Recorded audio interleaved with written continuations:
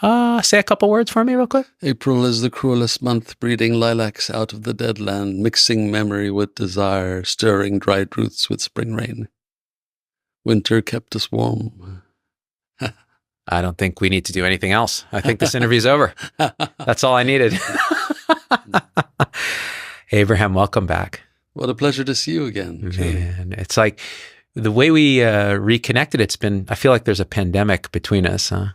Yeah, it's been that long, hasn't it? It has. And I thought it was very fitting that we see each other in the gym, where I don't know if your listeners know this, but I always like to rub my biceps against yours, hoping that there'll be some chromosomal translocation and I'll have the big pumped arms that I want. I believe the osmotic gradient of musculature flows the opposite direction, really, Brother Abraham. You're bad luck then. Well, it's so funny because we're, two bald brown guys inevitably meant to meet. And I hadn't been to the Stanford gym in a good year because there was something that arose here that said, why am I doing this? Like, why am I going to the gym? Is it looking for some kind of validation? Is it a feeling of body unworthiness? Like, what is it? And I couldn't answer the question. And the body itself was telling me, just go walk a lot, man. You just turned 50, like go walk. And so for a year, I was mostly walking, and then I would lift weights occasionally with my friend, and that was a social hour. And then suddenly something occurred. The body was like, nah, you need to move some heavy stuff around. And so I showed up that morning and I saw you there for the first time in a year. Oh, that's wonderful. Yeah, I agree with you. I think walking is such a beautiful way to exercise. And, at my age, I'm 68, going to be 69 shortly. You're kidding. Yeah. So, I think working at like 70% of your maximal heart rate, burning fat as opposed to aerobic, cardio, reserves, I think it's much more peaceful and I can do it forever. Put on a good book, walk, and I come back so, energized. That I would never have thought you were 68. Because you guys, you see on camera how sexy he is, but in person, it's like, wow. So it surprises me too. I don't know how it happened. Just snuck up on me. It does. I'm going to be 51 this month. And it's like, where did that happen? And, but so, yeah, that kind of keeping moving. As I get older, I feel like I'm listening to what the actual body is telling me instead of what the mind is telling me the body ought to be doing. Like this conceptual labeling of, oh, this is how you do this. And now instead it's like, I can feel like a desire to move or to move against resistance, to go out in nature or whatever it is. I must say, I don't think that I would trade and go back again, in the sense that I haven't just arrived at 68 with the, wear and tear and body that I have, but I've also arrived with, painfully learned wisdom along the way. And who would want to, go relearn all that stuff again? So this is in a funny way, the happiest time of my life. I'm not talking about material success or anything like that. I'm just talking about, in general, being more at peace. I mean, there's always a fundamental restlessness in me, but there's also, not a resignation, but an acceptance and, sort of a broadening of my view. And, it's not about me. It's not about anything. It's just about being, the meaning of life is living. It's life. When you talk like that from that kind of presence, that's where I feel it in the body. Like I feel it right here when you talk like that, because for me, it's that discovery is so new, that discovery of it's okay just to be as you are in this moment, and that you would never have it otherwise because it couldn't have been otherwise. The whole journey. Yeah, it couldn't be. And I think the other thing to keep in mind is that you'll get there. We'll all get there. We all come to our own wisdom. Some people come to it terribly early and, you just admire them. I mean, I knew physicians early in my career who, weren't on the same career path that I was. Not because they weren't capable, but because they valued other things.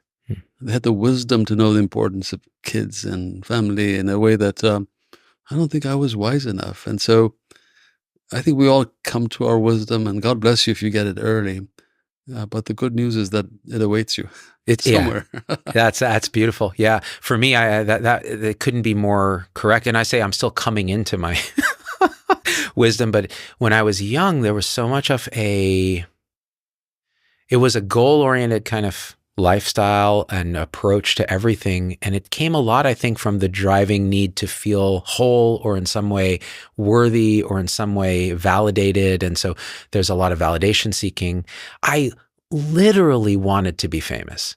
Like that was it was written in my yearbook when I was in 4th grade. People would say, really hope you do become famous. Like that's how obvious it was. And feeling back into it and having achieved some of that, a semblance of that, it's seen then like, oh, okay, that's what that is. Here's why I really wanted it, to try to feel like I was worth being alive, like it was worth taking up the space, because it didn't really feel like that. And so when you actually get the things you think you wanted and you realize what they are, you're like, oh, there is a fundamental truth here, which is this was not the answer. The answer was going back in and realizing you were always whole. You always were okay to be here. And in a sense, you have to go on that hero's journey to discover that you never left where you were trying to get, that it was always there. And it seems like you and I are saying, well, there's young people who figure this out. There are, but more often it comes later in life. And that's why I think there's so much hope for people to say, just relax. It'll get there. Indeed. Yeah. Although I will say, as you were saying that, I was thinking you weren't wrong for seeking the things that you were seeking, because I think a lot of it is about personality. So I've come to really learn a lot about the Enneagram. I don't know if God, you know that. I am an Enneagram lunatic in my later life. Yeah, me it's too. so useful. Yeah. I mean, I found it in a very strange way, because I was invited many years ago, almost 20 years ago now, to join a men's group in San Antonio. This was the husband of a patient of mine, and she'd gone through a harrowing experience, and her hospital room was like a sacred space, where where life was unfolding or, being threatened to be snuffed out. And in a very special way, I connected with her, but more so with her husband, who was always there. And he and a group of his friends, who were actually business rivals, were brought together by their pastor, who said, powerful men have no one to hold them accountable. And he challenged them to come together once a week and hold each other accountable. And they did so sort of grudgingly. They've been meeting for some 40 plus years. One of them has died. There's now 7 of us left. And, these are my brothers. We call each other our brothers. And we know all the tricks each other has. We know to call each other on our deceits, to ourselves. Yeah. And they were big believers in the Enneagram. And in that group of 7 and 8, I could actually see the personality types sort of working out. So to be driven by ambition, to be driven by the desire to be appreciated for helping people, whatever your drive is, it isn't bad. But I think having insight into, well, this is how I am, allows you to see when you're getting dysfunctional, and I wish I had learned this much, much earlier. I love everything you said. And for this reason, that we try in many ways, like on any journey, like a journey of self-improvement, a journey of, which is a little bit of an oxymoron, because there isn't a self really to improve. We're kind of improving this illusory operating system that the Enneagram points out, like the 9 types of personality are really software algorithms that we kind of are running, that awareness is running. That's how I like to think about it. And they have different levels of function and dysfunction, different ways to integrate and disintegrate. And when we recognize that we're all actually in this world running those programs in a way, we can embrace it and go, yes. Like earlier you said, I'm older now and I have this wisdom, but there's an underlying restlessness here. Yes, that restlessness, that urge to actually manifest as a human and play out the dance is overwhelming. So then you can go, okay, when I was young, I was running the software of validation seeking, maybe Enneagram 3 more powerfully. And then that really evolved into what I am now, which is Enneagram 6, which is stability, fear of loss, loyalty, connections, that sort of thing. And then as that actualizes, it becomes somebody that can really provide stability and connection and teaching and those things, but only after going on the journey and realizing the levels that can be quite dysfunctional when we identify with our personality. Go, I am that, instead of, oh yeah, I contain that, and that's part of the way this Zubin runs. I had you pegged as a 4, which is what I am. Beautiful. 4 is my second strongest trait. Yeah. So I think it resonates with me, the need of the 4. I think it's even more interesting to look at what is the worst fear of the different Enneagram types, and the worst fear of the 4 is being insignificant. Yes. Of just not distinguishing yourself in this life in some way. And again, I don't think one should fight that. It's nice to understand that's behind some of what makes you restless. And so you can let that go at times. You say, I see where that's coming from. Yeah. So, I think 69 is great for learning to sort of observe the emotion and not be the emotion. Yeah. Not always successful, as my friends will tell you, but nevertheless. Can't be. We're humans. Yeah. So I suspect 4, of course, for you, it just feels so correct. And there's a kind of there's a energy to a 4 that's like a brooding. I'll never forget, like I don't think I've ever told you this story. I talked to a young resident who had rounded with you. This was back when I was attending at Stanford, and we had never met. And I was intrigued by you because I'd read some of your work, and I was like, oh man, I got to talk to him at some point. And we ended up running into each other in like the physician lounge one day. And this was before ZDogg MD ever existed. This was Dr. Zubin Damania. And he said, yeah, he's such an interesting guy because he's all about the art of medicine, but there's a melancholy or a kind of a sadness that pervades how he expresses. And I remember thinking, oh, you mean he's an artist? There's a kind of there is this like desire to feel like you're seen for who you are, and what are you? What is my identity? That beingness, and it can feel like a real grind, because the 4 for me is a strong presence. The 6 is stronger, and the 7 kind of ties with the 6, this little bit of hedonism.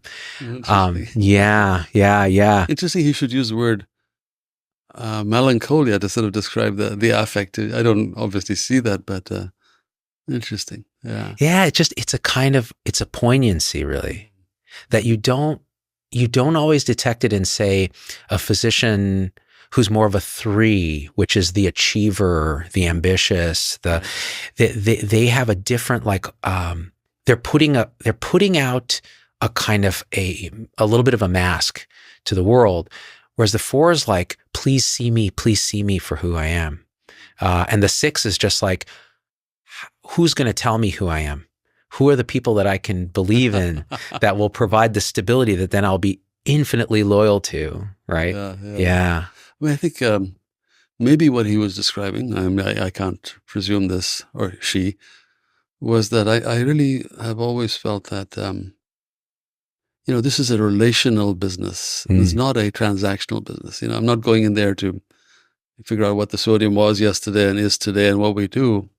It's like, what is this person feeling and experiencing? And in that sense, I think we all put on the necessary mask for that person, and in my case, it's often a mask of always wearing a white coat and a tie, and often looking more groomed than my residents, which I don't think is a bad thing. And I can sometimes witness the, what they call in psychiatry, the transference that the patient puts on you, which is a good kind of transference. You're managed by your gray hair and your manner to elicit a kind of confidence, not just in the scientific facts, but in the fact that you're caring for them, that would be harder to achieve if you were dressed more casually and had a different manner. So it's not one manner. I think it's a manner all of us intuitively adopt for different situations, what the situation calls for, and this is something that I think younger people may miss, this bit of wisdom, having not come into it yet, which is, it's still an indicator of deep integrity and cohesion within a person to have different ways and personas with which we deal with different situations and people, because it is all relational. So yes, for me, especially for the early part of my career, wearing a tie and a shirt every single time, never wearing scrubs as a hospitalist, doing that allowed the patient to have that transference of trust Exactly. for a young doctor Yeah. who still had hair Right. that was black. And so that was very important. But then coming home, I'm a joke. At home, I'm very calm and stable and always looking for threats. Like, what about our finances? What about our taxes? What about the very 6 kind of thing? But then with friends, that 7 personality wing comes out. The sort of buddy kind of like, let's go have a good time, and a lot of empathy and that kind of thing. And those, you could say, if you watched that play out, this guy does not have integrity. He's not one person. And again, it's like, well, yeah, we contain multitudes. We are in relation to others always, and there really aren't others. So that's the paradox. We're really in relation to ourselves. I think most physicians, young physicians, whether they know it or not, they're gradually learning these things. It sort of goes with the territory. It's hard to just have one veneer that you apply everywhere. And, I think with time, after all, no one taught me consciously any of this stuff, or you. I mean, they modeled behavior, and which is why I think the dearth of bedside rounds where, they get to round with you, you round with them, and, you both learn from each other's way of dealing. I've learned a lot from watching the way residents do things that are different from mine, that I realized I had a lot to learn. But I also think that, this is hard. It takes time. William Carlos Williams, the wonderful American poet laureate, who was also a physician, he actually became a physician after he became a poet, because he felt that for a poet to really have meaningful things to write about, they needed to be in the river of life. They needed to be in the stream of life. And William Carlos Williams, I mean, you probably know his poetry anthologized everywhere, but famous one is the little red wheelbarrow, glazed with rain. I wish I could remember the whole thing to recite it. It's not that long, but he famously said to a medical student who was trailing him, because he spent his whole career in Paterson, New Jersey, practicing. When he was 70, he wrote to a friend saying, "I'm finally giving up my evening clinics." And he wrote his poetry in between patient visits. And he said to Robert Coles, who was the medical student following him, now a famous psychiatrist, he said to him, what you don't realize is when you're dealing with a patient here, you're not dealing with a liver, or a kidney, or a heart. You're dealing with one guy or one gal in distress in a unique way. And the physician on the front line falls back on his or her sense of self. That was the line. It was just one line in a whole thing, a bunch of things he said. But I thought it was perhaps the most profound line of advice I'd ever read, that, your most powerful instrument is sort of having a very good sense of who you are and using that as a therapeutic instrument in order to make this interaction as seamless and efficient and healing and beneficial as it can be, and to that end, you need to read them, and you need to chameleon-like almost be what it is that they would require of you at that moment, That is absolutely Isn't it, though? beautiful. And it's almost like you could change physician heal thyself to physician feel thyself, know thyself. Exactly. And because then that instrument, that you are there as this instrument of suffering relief for them, Yes. that you can actually be fully present as that, instead of and actually I think this actually relates a little bit to the Enneagram in a way, in this way. When I was young and I first discovered the Enneagram, maybe when I was 30, another physician that turned me on to it. And there are a lot of nerds out there who are into the Enneagram that way. They want I'm glad to hear. I think it's useful. It is useful, but the way they approach it is they want to game it. They want to be able to manipulate others, knowing they're trying to figure out their Enneagram type. They want to find a mate that is a match with their Enneagram.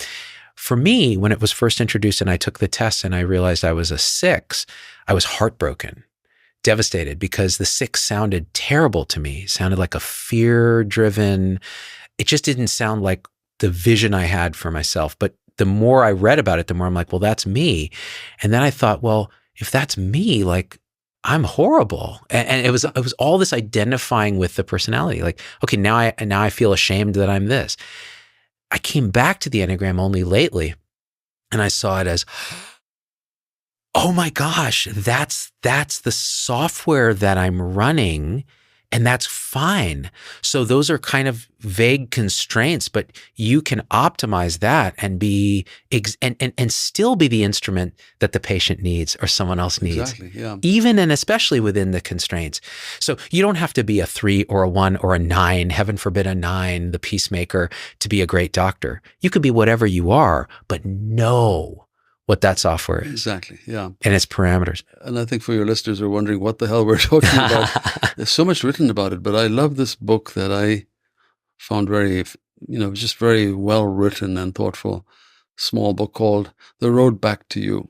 Oh. So if there's one book I'd recommend to your listeners, it would be The Road Back to You. Forgetting the author now. But coming back to William Carlos Williams, I just remembered the poem that I was trying to recall. Yes. And I think it sort of embodies some of his teaching, which was, you don't necessarily have to say, you just have to observe and be. And that quality is probably more important than intervening in some way. And the poem goes like this, The Little Red Wheelbarrow. So much depends on a little red wheelbarrow glazed with rain beside the white chicken. Done. That's it. Yeah, but you sort of first read that when you're young, especially. You think, oh, what the hell? How did this become a famous poem? And then you realize it's just loaded with images and imagery, and ultimately it's a mirror reflecting back on you and your state as you think of those images.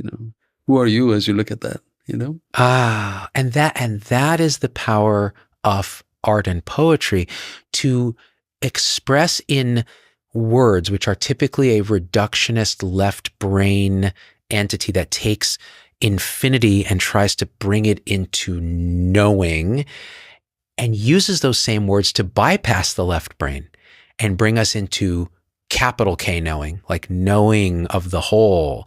So like you said, just a tiny number of words, and yet the entire universe is there. The whole doctor-patient relationship is there. Your entire life is there. How? I can't tell you. The words point to the ineffable space in your own awareness that show you this. Well said. Exactly. And so, oh man, this is why I love talking to you so much. The whole reason I even asked you to come is I just wanted to hang out with you.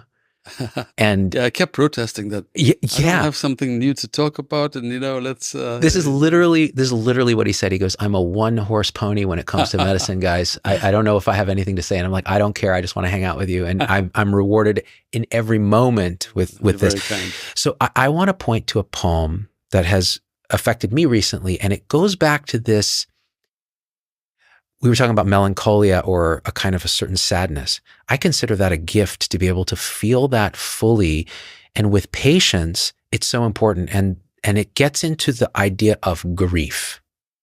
So grief in its purest sense is something we talk about: pathological grief, we talk about healthy grief, we talk about grieving, we talk about the 5 stages of grief, all the ways we kind of conceptualize grief. What is grief really? And the poem that I'm thinking of, you may be familiar with, is David Whyte's The Well of Grief.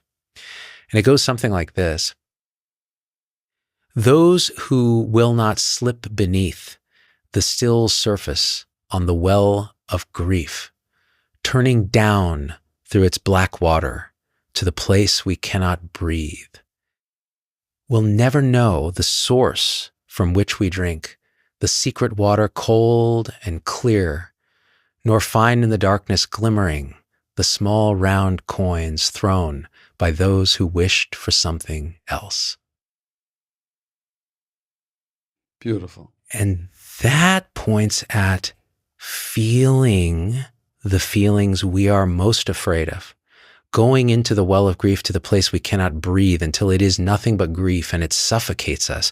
What's on the other side of that is the secret water from which we drink, the actual source of all.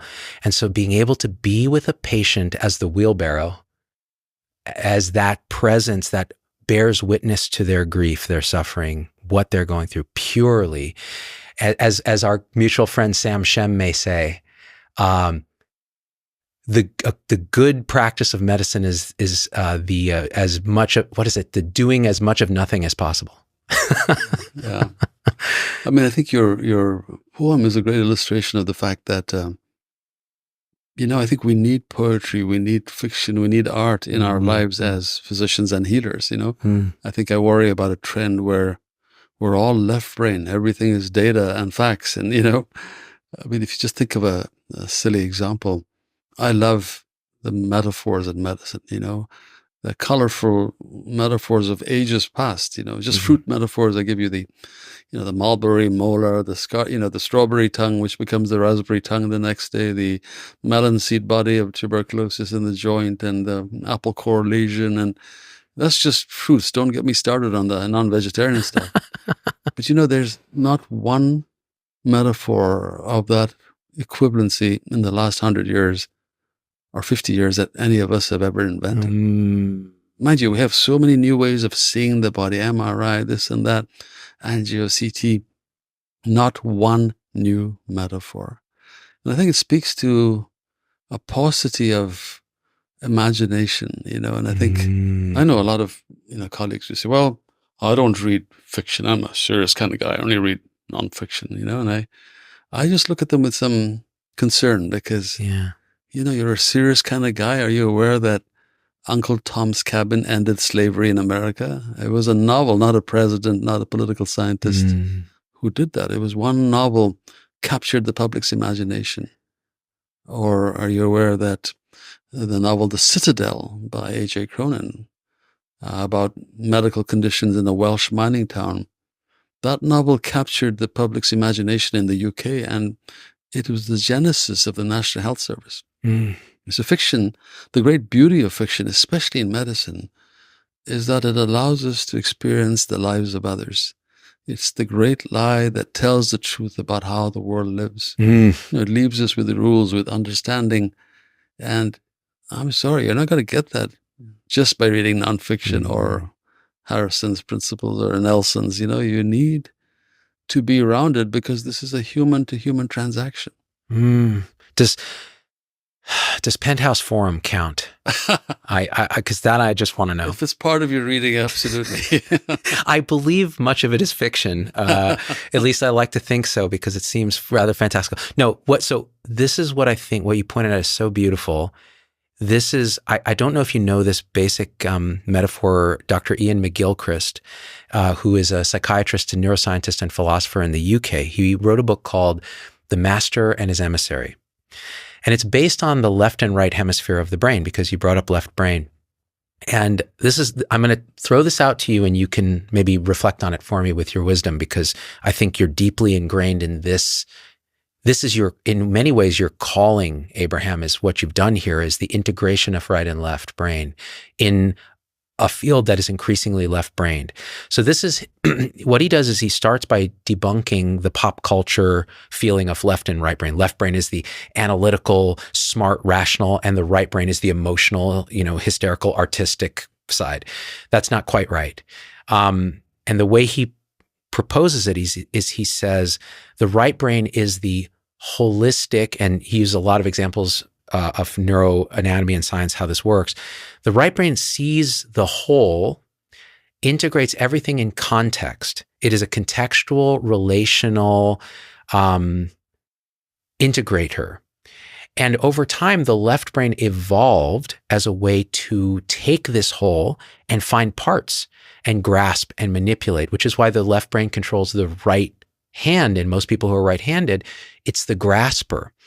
Why does it control language? Because language takes the whole and reduces it to subject, object, and parts. Subject, verb, object. And so it is a tool. And in the parable of the master and his emissary, the master is a wise king who sees all, but he realizes his kingdom is growing more and more complex. So he has an emissary, a servant, the left brain, who goes out to manage the bureaucracy of the world. However, the left brain, having speech and knowing the bureaucracy and controlling the levers of power, ultimately usurps the master and now becomes everything. So now the world is a dead, bureaucratic set of parts that try to recreate a whole that doesn't make sense, instead of sending it back to the right for wisdom. And this is what we find happening in society and in medicine. In medicine, it used to be almost entirely right brain. Then we get some balance. And then it is a series of click boxes in Epic, a series of ultrasound results. And what you're pointing at is that integration of left and right. So I think it's a beautiful metaphor for how we might have gone wrong and how we might go right again. I should look for that book. That's beautiful. It reminds me, that title reminds me of a book I heard about years ago when I was in Iowa in the writer's workshop.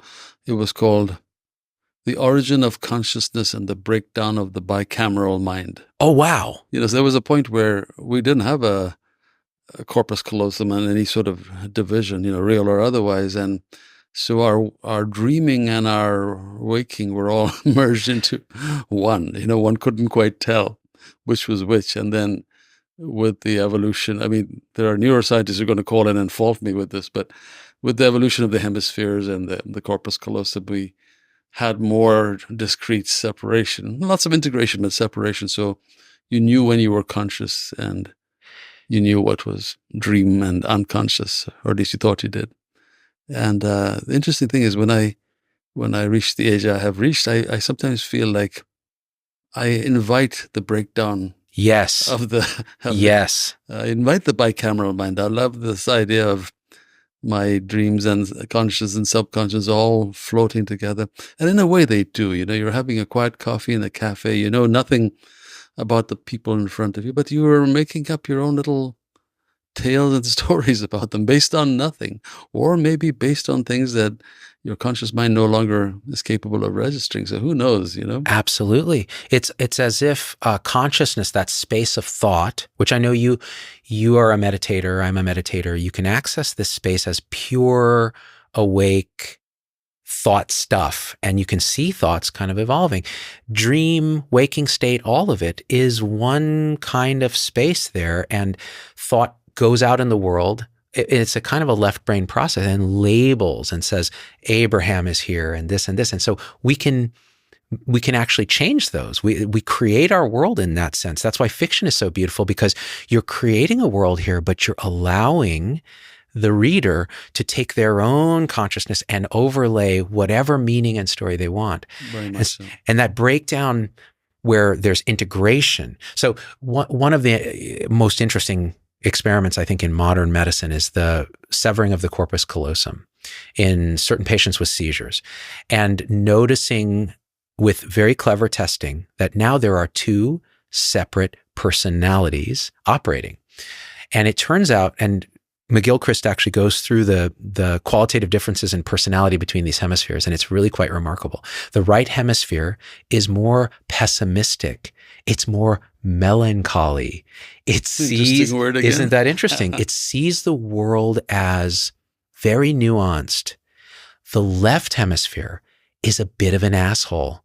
So it actually knows it's right. It confabulates when asked questions it doesn't know the answer to or doesn't have access to.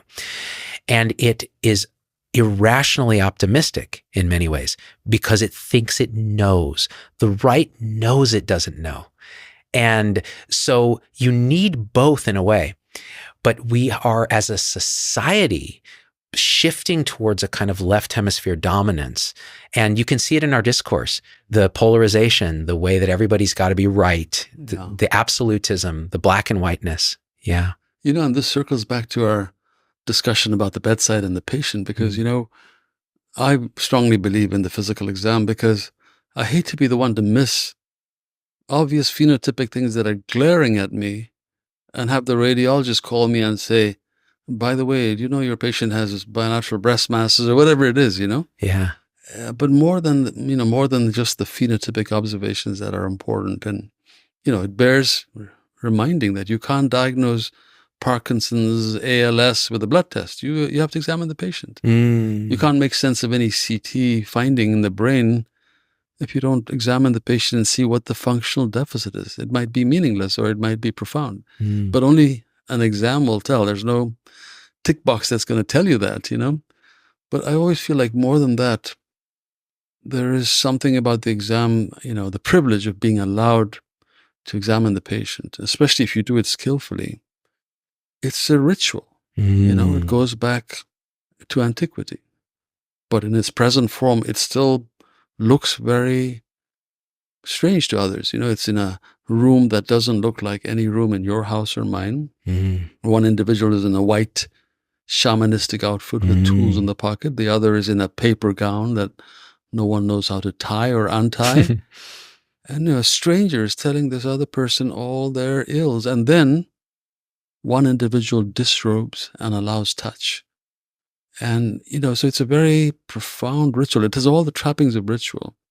And if you execute it well, which is why it's important to do more than a half-ass prod of the belly and stick your stethoscope on the gown, if you do it well, not only do you extract information, you get this validation, you get a bonding. All rituals are about crossing a threshold, weddings, baptisms. This one is about the sealing of the patient-physician relationship. And we know that you and I are great judges of how well a barista, a hairdresser, a mechanic is doing their job. I mean, we may not be able to do what they do, but we know when someone takes pride in what they're doing and does it well.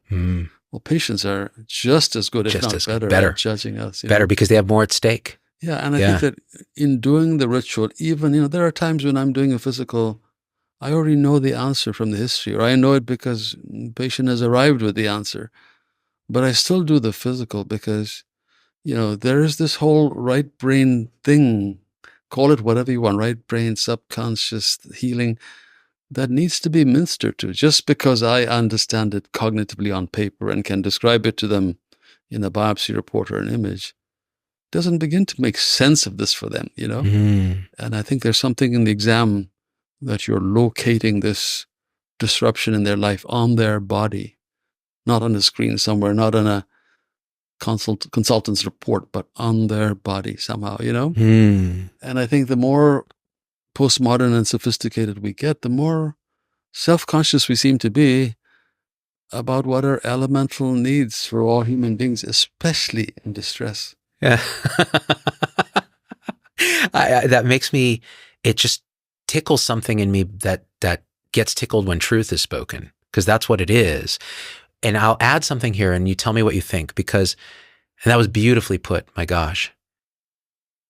We have, and this is something that also happens in lesions in the right brain or lesions where the left brain is dominant. The body starts to feel like a machine to the human. The human perceives the body as a piece of mechanism in right brain lesions where it's just unopposed left brain. And when you talk to a patient, when you do the U-turn at the foot of the bed and you're just like, okay, here are the results, here's the labs, here's what we're going to do.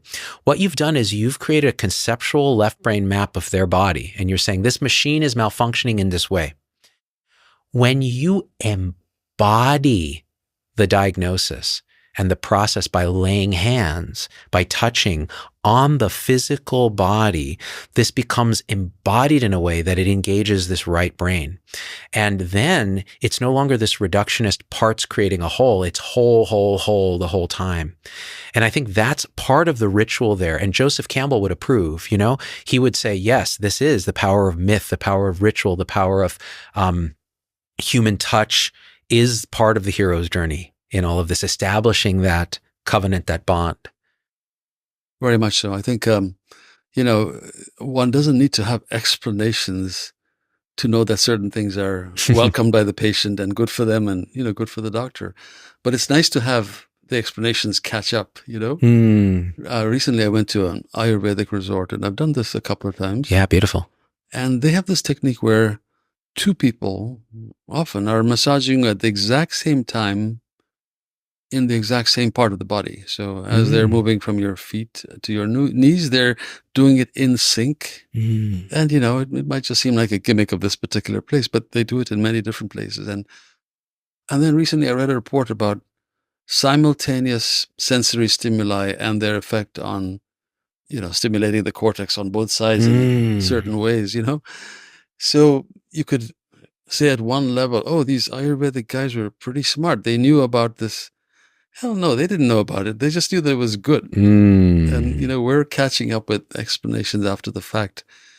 We don't need a lot of explanation to know that when you manifest caring and concern with scientific capability at the bedside, and you come across as human and not transactional, and as you said, you don't discuss the body as though it's a car with parts that need to be replaced, but you also take into account the profound spiritual wounding that happens whenever a patient feels like something's not working.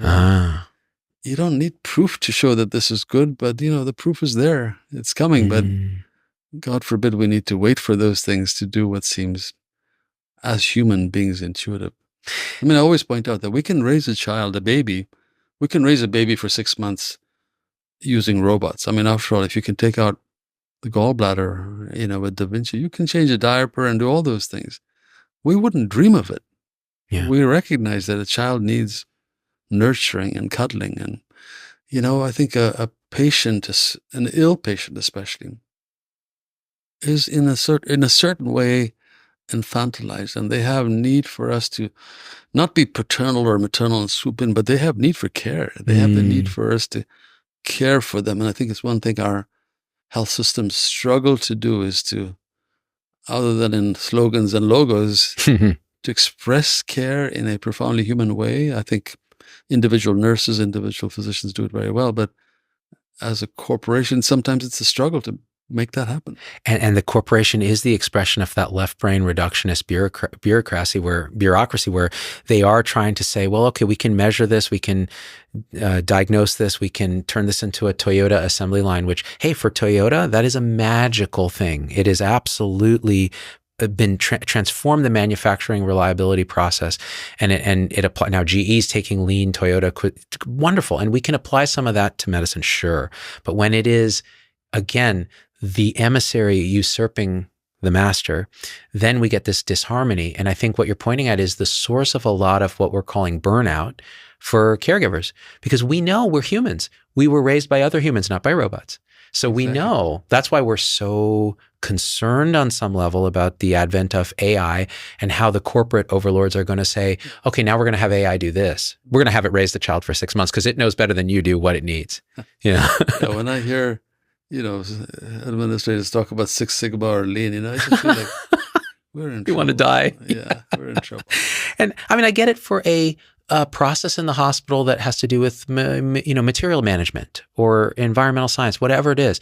But for sitting at a bedside, doing what you're pointing at, it has no place there. It can't. Yeah, but realistically, I think the bigger problem that we're all facing is, we have a really screwed up a reimbursement system. Yeah. There's a really screwed up healthcare system. And yet it's a $4 trillion something industry. It's albatross. So lucrative. Yeah. It's so many people feeding at the trough, but we're paying people to do things to patients and not for patients. That's right. And you try to change any of that mix and the lobbyists will eat you alive, because they have their people. So we need great administrators to eke out of this screwed up system, some measure of, return that allows us to employ people and, do the things we do. But at every level, it's a deeply cynical, flawed system. We're all committing a form of moral perjury every time we tick more boxes on the chart to, bill at a certain level versus this level, and I think it's damaging to us to reflexively do that without a second thought. It is. It's moral injury. Yeah. Every time. It's a little paper cut, a little moral wound each time. And it's often unconscious, which makes it worse because it's not brought into light. And so it's hurting us. And we wonder why we're a little reactive at home, or we're feeling disengaged, or we're willing to compromise on certain things, whereas before we never would have. That idealism of early medical school, where is that gone? Some of it's tempered with wisdom, right? And some of it is just morally injured into oblivion by this. And a lot of it is the reimbursement and the lobbying. And honestly, nobody will talk about that directly because they'll say, well, then, so what do you propose? Nationalize healthcare, and they'll use words like socialism and communism, and they'll do that. And then the lobbyists will come and there's so much money, like you said, at stake, livelihoods at stake.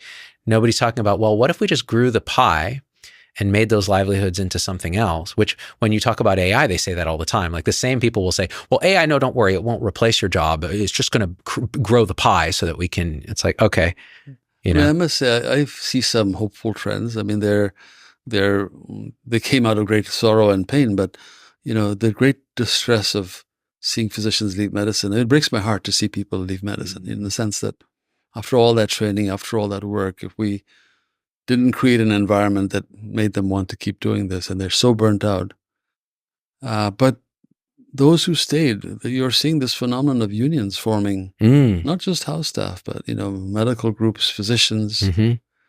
And I think that, that's not an easy way to get what you want, but it's kind of a necessary way to have your voice heard. And similarly, I think, for years, people just kept laying down more keystrokes for us to do that, and not realizing that every keystroke was like another piece of weight on the camel's back, until you crippled it.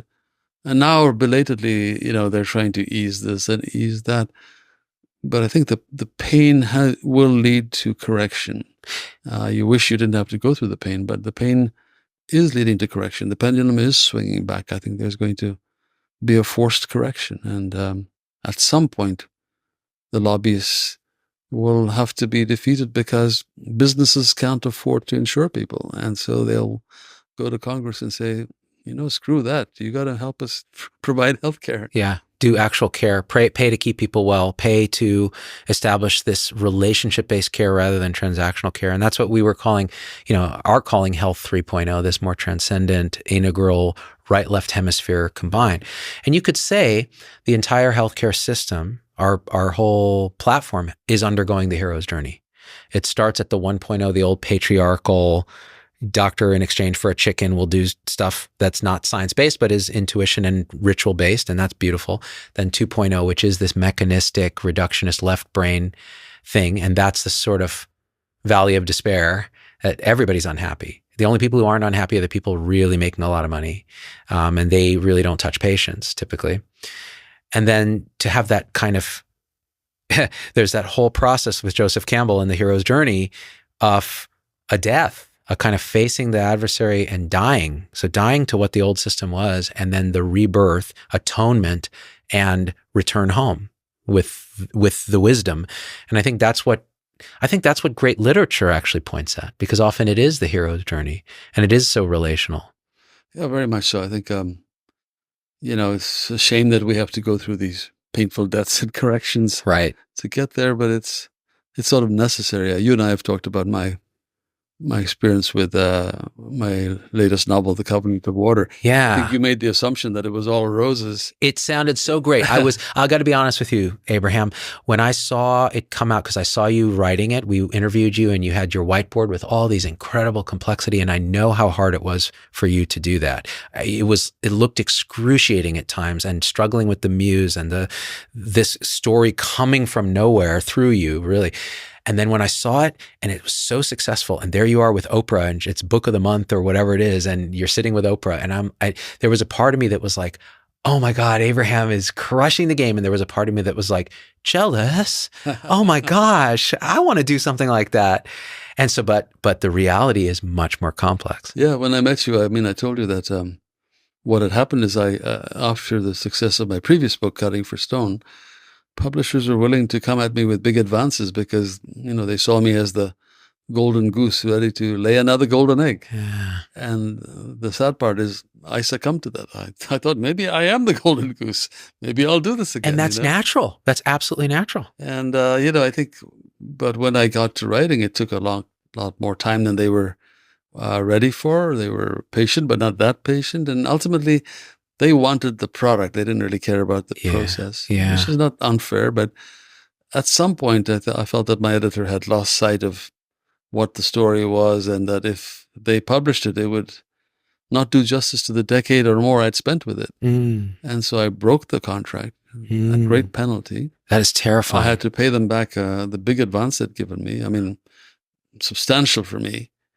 And now I had a tainted manuscript that I had to shop around, and publishers were viewing me with a certain jaundiced oh my God. here's the guy who hasn't delivered. And just my good fortune. I met a young editor, Peter Blackstock, who was at the smaller of the big 4 or 5 publishers, and it just resonated with him. And one of the first things he said to me is, Abraham, a book needs to be as long as it needs to be. Whereas the other publisher had been obsessed with the length of it.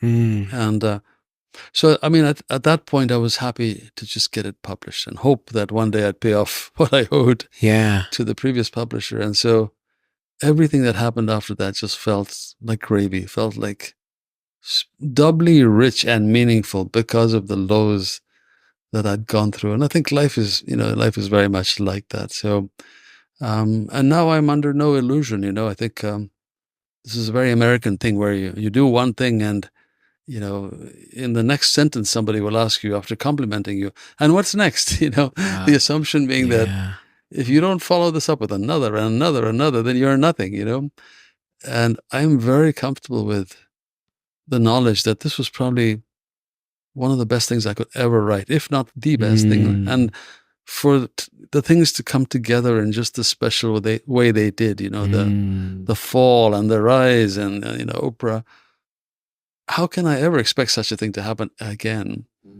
So I'm very content to just stop right there.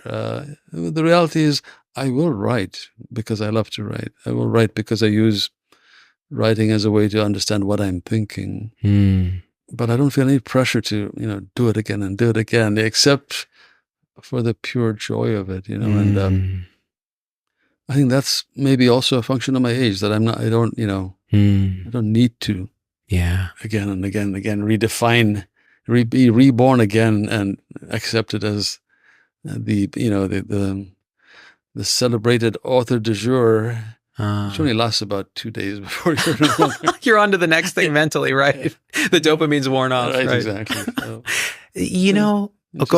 interesting time to be in. So I'm actually, delighting in the book, enjoying the conversations I have with individual readers who take the trouble to write to me, and that's really who I love to hear from, because I'm writing in such isolation, in a room not unlike this, cut off from the world, but always, always, always, always imagining that moment when the reader engages with the book, with the words, and trying to be patient, not to overburden them, but to give them enough. And so when I hear back from them, that is the reward. Everything else has been wonderful, but to feel like you wrote a story that resonated for other people, that, many of these letters begin with, I've never written to an author in my life, but, wow. So I'm, I couldn't be happier. I couldn't be happier. Do you know how I know this book was your just magnum opus? Is that you read it for the Audible version, and when I listened to your reading of it, and I'm still listening to the book, it's a journey. This is the thing. When I listen to it, there's never a desire to find out what happens next. There's always just the majesty of you reading these characters and them coming to life in your mind in that moment. And it's like, and then when I put it down to do the next thing, it feels like a complete novel, having heard 20 minutes of you reading it. And just the passion that you put, and I know how hard it is to read that much audiobook. It was beautiful. Well, thank you. Thank you, my friend. Beautiful. To have you listening to it is a wonderful coming full circle, if you like, and I'm honored. I have to be honest, I'm envious of your accents. They're so good. They're so good. Well, the reason I read it is because it's normally a red flag for a author to read their own book, of fiction especially. Think about I didn't know that. Brad Pitt records Cormac McCarthy stuff. Right. Meryl Streep just did Tom Lake by Anne Patchett, because you have to perform a book. That's right. So different from writing. That's right. But I knew that my book was so full of ethnic terms, and even Meryl Streep, Brad Pitt, with all respect, would have butchered those. Would have butchered those things, It was so perfect that you read it, and I know exactly what you're saying. Yeah, I had to learn how to, pitch my voice up and down for female, male on the same page, and do accents, but not overdo them. It was all a learning experience. It was a wonderful experience, because prior to this, I've never read any of my books. I've never Yeah. picked them up to read again, because by the time they're published, I've done them thousands of revisions, Yeah. And when I reread them, my instinct is to grab a pen to correct something. So it spoils the experience. I can't experience the book. But this one, because I recorded it, I actually experienced my novel all over again, and there was a very different meta understanding of what it was I was doing. I think every expression of that kind of art is its own thing. So your reading it is its own expression of that, and reading it myself would be its own. I'm going to do both, but like I tell you, there's something about hearing Abraham, the intimacy of that is beautiful, and the fact that you know who these characters are, and so you're expressing them as you conceive them, but I'm going to still interpret them through my own lens. It's just magical. You're very kind, it's my friend. Magical. Thank you. And now, so this struggle, this is the artist struggle. This is the struggle of the Enneagram 4, is finding someone to actually trust and believe in who they actually know themselves to be, not who someone else thinks they are. And that's the struggle in the modern culture of creativity.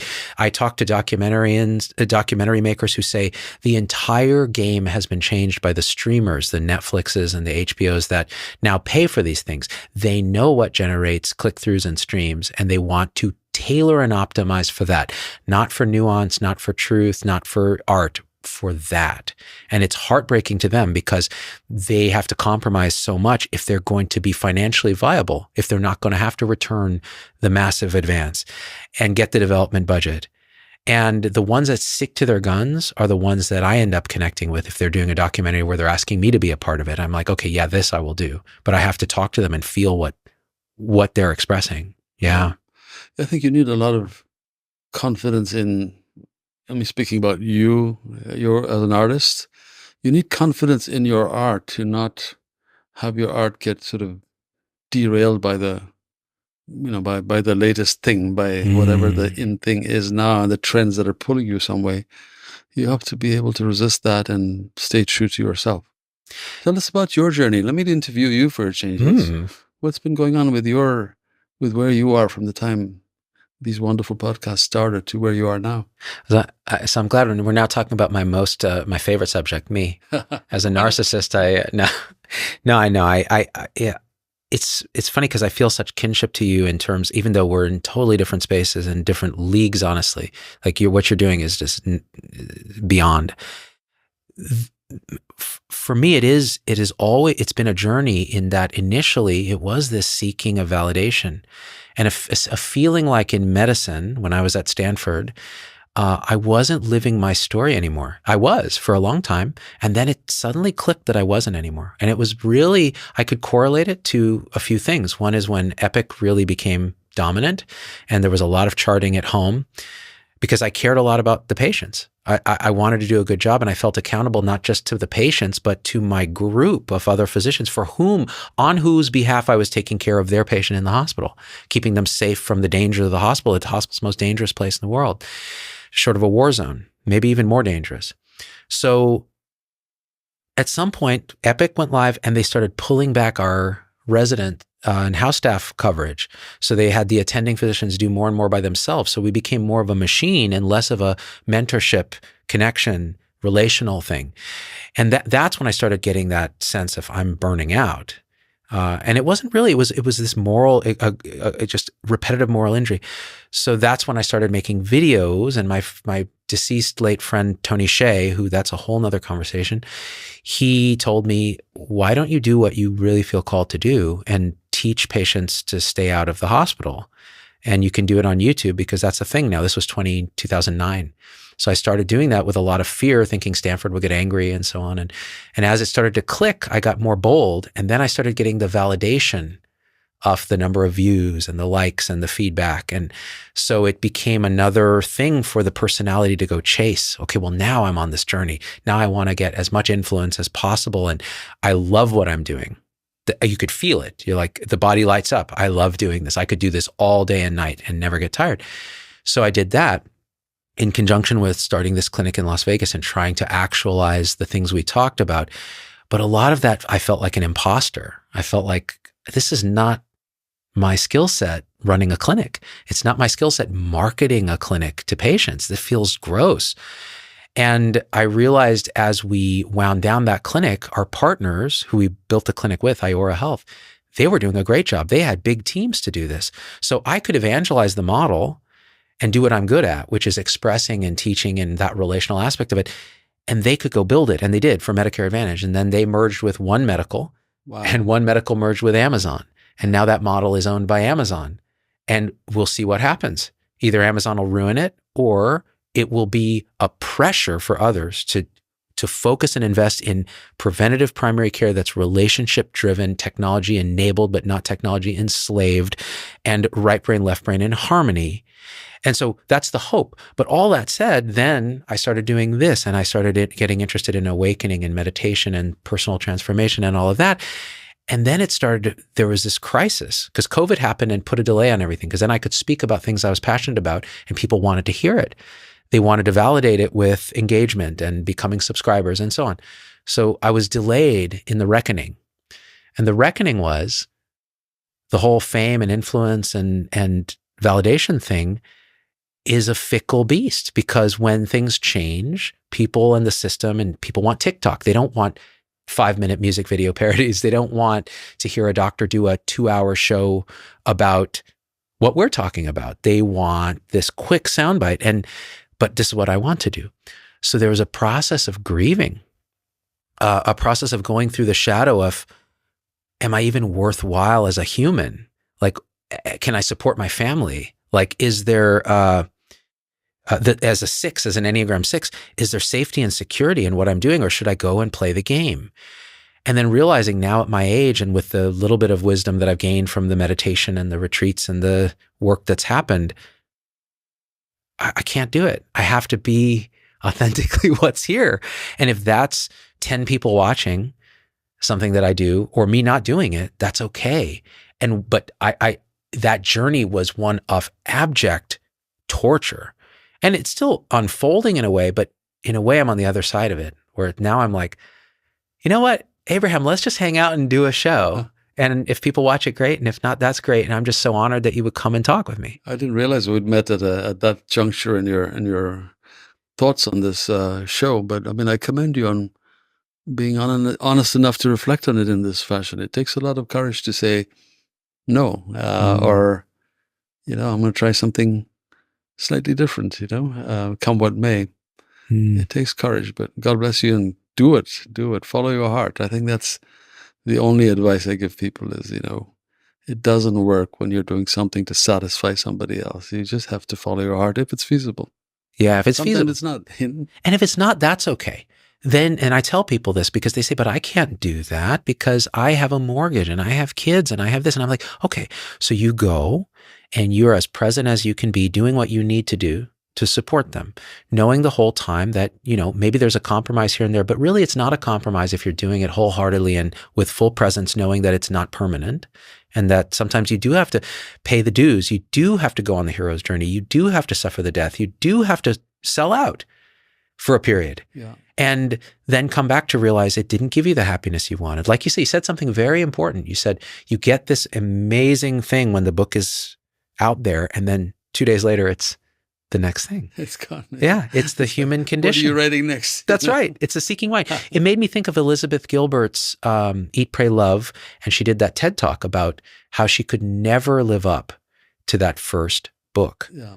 And the amount of shame and the challenge. And it's the same with me. People will say, I liked you better when you talked about medicine all day and you were making music videos. And I remember I liked your show back then. And it used to be a wound when I would hear that.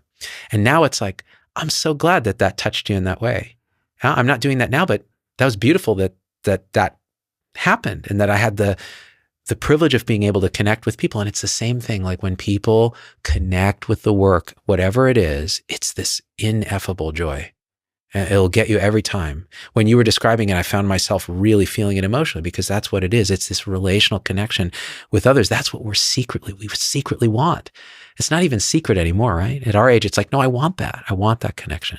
Yeah. I think what you do is, what writers try to do is you're articulating the thoughts and emotions that everybody feels, but you manage to, through your wisdom, the guests you bring in, you manage to put color and you fulfill the palette so this thing takes more shape for your listeners. So it's a valuable function. Well, as you said, if it's 10 or 10 million, it's a valuable function. I'm going to hire you to make me feel better about what I do. That was such a nice articulation. And I want you to hire me to be your bass guitarist while we do a little guitar duo one day on the show. Oh my God. We can be Bald and Balder. Bald and Balder. That'll be the name of the Bald and the Beautiful. And oh, I love it. And you are a musician, and I think your children are musicians, and you come from that. I'm not up to their standard, but like I guess it's a metaphor for life. We're all aspiring to be the lead guitarist. Yes. But meanwhile, we bang on the same 7 chords we know on. I play the same scale patterns. How many pentatonic variations can I do until it gets really old? Yeah. So this idea of, again, like the arts, the sciences, they're being not two. There is this integration of it. And this is why I love, we've talked now, probably this is our 3rd or 4th time talking, because I feel drawn to those expressions as opposed to the pure one or the other, which those are beautiful expressions too, but there's something about the synthesis, and you'll never be good at all of it, but there's something about the synthesis that's bigger than any of the sum of the parts. And I think that's where this right hemisphere analogy really shines, is like it sees this thing as part of a tapestry. It cannot be outside of it. There is no outside. There's nowhere to go. It's all this. And that's what, through your art, like when you weave the tapestry of these generations of people tied together by this thread over space and time, there's an eternity there at the center of it that's still center, that it's all radiating in, and you feel it. You feel it in the work. Yeah. And I think some of the best scientists that I have the privilege to sort of see from a distance at Stanford, they have a creativity that erases of left versus right. I mean, they're just sort of seeing, feeling, and then knowing to ask outrageous questions. And sometimes it's in that outrageousness, that leap of imagination, that they make this connection. I mean, the kind of things we're doing now, CRISPR and this and that, it didn't come from people stolidly pushing one brick forward. It was also leaps of imagination. The progress of science has never been linear. It sort of plateaus, and then there's this big breakthrough, and then it plateaus, and I think that's a reflection of how these are just one thing. One thing. Yeah. One thing. The whole is, in a way, the whole is speaking through these people. It's everything that's ever happened since the Big Bang is showing up only eternally now, and it's going relativity. Here you go, Einstein, when Einstein calms his brain. It was described this way to me that I thought was very beautiful. Einstein would describe this process. He would say he would learn everything he could, he would acquire knowledge, and then he would reach this particular wall.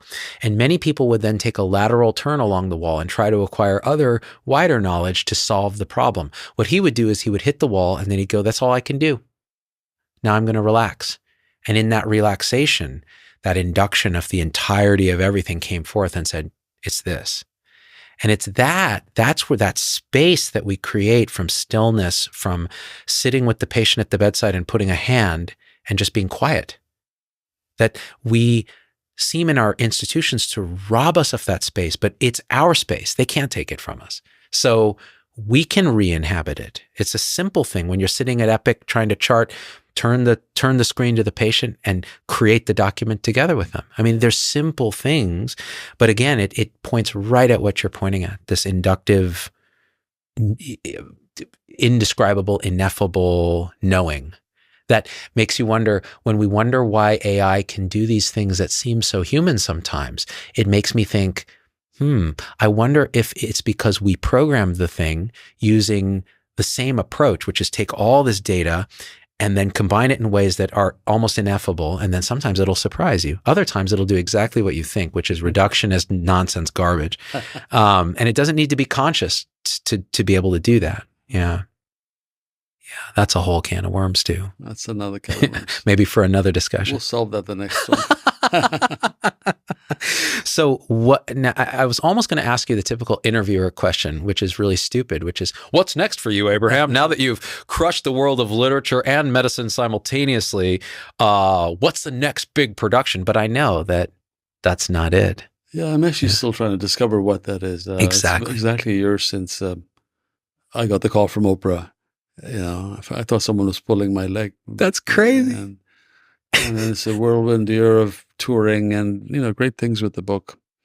But I'm back to sort of that elemental struggle of the empty page and all these unformed thoughts in your head. But, there's always the first step, which is get your ass in the chair. It doesn't happen without that, you know. And so that's the step. Sit in the chair, look at the paper, then, let it happen. Beautiful. Beautiful. And that's beautiful advice for our incoming medical residents that are going to start soon. People ask, what's my advice? And I used to give these very concrete medical to sort of thing. Oh, make sure to do this and get this piece of software and do this. And now it's like, sit still, feel into what you're doing. And I often tell, and this is one thing, and maybe we can end with this because I'm curious what you think about this and whether this is important in your own experience. But I think in many healthcare people, there's a profound sense that may be ingrained from very young of unworthiness or shame. Like there's a part of us that we feel like is somehow deficient, somehow not enough. And we try to fill it with helping others or this accomplishment or this mindset of achievement. And many people in medicine that I've talked to, and Emily Silverman, who runs a beautiful podcast called The Nocturnist, has talked in a whole series on shame in medicine and how that shame body that we're hiding from with our accomplishments can be triggered when we're sued for malpractice, or we make a mistake, or a patient yells at us, or an administrator tells us that we're not productive enough, or fill in the blank. And now we have residents that are coming in as interns. They're going to be in a situation where they're challenged in every way. And their shame body can either be repressed, provoked, or you can sit and go, yeah, as a apparently separate being, we're never going to feel perfect. There's always going to be a bit of a hole. So part of the joy of life is knowing that and then filling it in the moment with whatever's expressing and forgiving ourselves, Yeah, I think I would subscribe to that. I think many people, if not all people, are somewhat wounded by the process of childhood. It's inevitable. But many of us coming to medicine are in some way wounded and hoping that in serving others we're healing our wounds. But I think there's a point where you need to sort of transcend that because the medicine does heal your wounds. And then now that you're healed in a sense, and hopefully you continue to do what you're doing, but then what? Then you move on to something else, whatever that something else is. And I think for many people, it's an even more profound connection with the patient, the recognition that I'm no longer wounded. I'm no longer using you to serve my purpose in a sense, but now that I'm fully complete, I'm better able to serve you. But I love what you said because I have a close oncologist friend, my colleague, and he sees far more difficult things than I do in a sense. And he has this mantra, which is find beauty and be still. He's a man of very few words, and I see him do that. I literally see him drive somewhere, take planned trips, no exotic agenda is, New Zealand or his backyard. Find beauty, be still. That's it. And so my advice to these residents is exactly that. And it means being able to look in those places that you haven't looked in you. So doing that bit of work, that you want to help patients, you want to help others, and this is a genuine passion for people on this path. You have to forgive, help yourself, and that way have self-compassion. And it's very difficult for this phenotype, I think. Many of us who have played this game to get into medical school and have tried to outrun that sense of the one there that isn't worthy. So turn back in and realize, yes, of course, you're worthy. You're worthy to be here. And then when that is allowed, stillness and beauty are the natural birthright that are here that allow you then to devote that to the patient.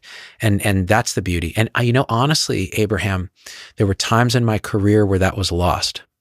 And that's when I felt the most disconnected. That's when I think I felt the most burned out. And those are all words to describe this alienation from self that then alienates us from others.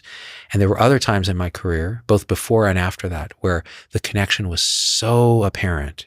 It was so felt and embodied that you couldn't even talk about it. It just was naturally apparent. And that comes from, some people are gifted with it, but I think it comes from some work, some doing this, listening or reading to beautiful literature, listening to art, listening to poetry, writing poetry, sitting with the blank page.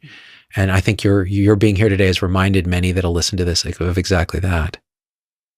Well, what a pleasure to talk about things like this. So important. It's a joy, brother. I hope you'll come back. Anytime. Call me. Oh, man. Don't wait till we run into each other in the gym. We'll have to have a bicep off. You know, it'll be a battle of the. Oh, I'll lose that. Oh, no, I don't think so. Yeah, I don't think so. And man, yeah, I want whatever magic youth elixir you have. Blood transfusion, maybe? Maybe so. Yeah, I don't think it works like that, but some of the tech bros think so. Thanks so much. So guys, thanks for having me. Please check out Abraham's book, The Covenant of Water. It is a masterpiece, and I don't say that lightly. And if you like this type of format and you want to give me some validation, hit the like button, leave a comment. That's more so that the YouTube algorithm will share Abraham's wisdom with more people. You can subscribe, you can become a supporter, all that's fine. For me, it's a joy just to be able to talk to people, and I'm going to do more of that. I've been in a real hibernation, and you're one of the first people I'm talking to now that's bringing me out of it, and I feel really honored. I'm so glad. Thank you, brother. Thank you.